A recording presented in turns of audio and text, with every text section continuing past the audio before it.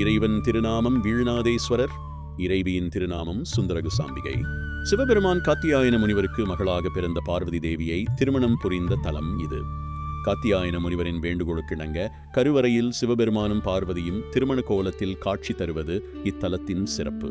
திருமண பரிகார தலங்களில் முக்கியமான தலம்.